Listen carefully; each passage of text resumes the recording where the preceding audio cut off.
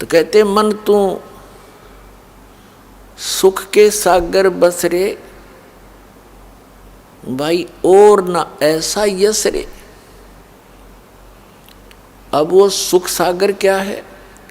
ये काल का लोक जिसमें आप रह रहे हो, ये तो दुख का सागर है। और जहाँ की खबर परमात्मा देने के लिए आए थे, जहाँ का संदेश बताने आए थे, वो सतलोक, वो सचखंड, वो अमरलोक, जिसे अमरलोक भी कहते, वो सुख का सागर है। अब सुख के सागर को कैसे परिभाषित किया है परमेश्वर ने? शंखों लहर मेहर की उपजे, कहर नहीं जा कोई, दास गरीब अचल अविनाशी, सुख का सागर सोई। शंखों लहर मेहर की उपजे और कहर नहीं जहाँ कोई।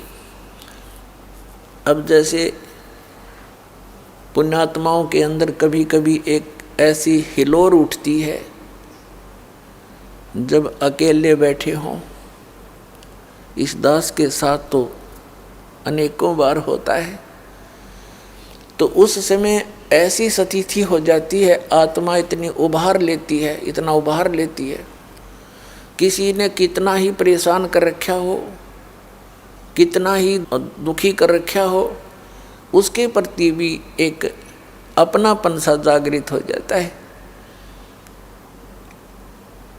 और सब अपने से लगते हैं।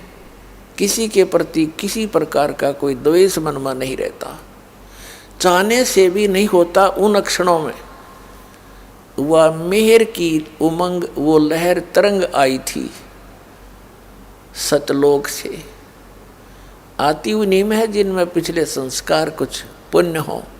लेकिन हम यहाँ संसारिक क्रियाओं को देखकर हम अपने अंतःकरण को इतना मलिन कर लेते हैं कि वो जो हिलोर उठती है वो दब जाती है, इस अड़ंगे का नीचे दब जाती है।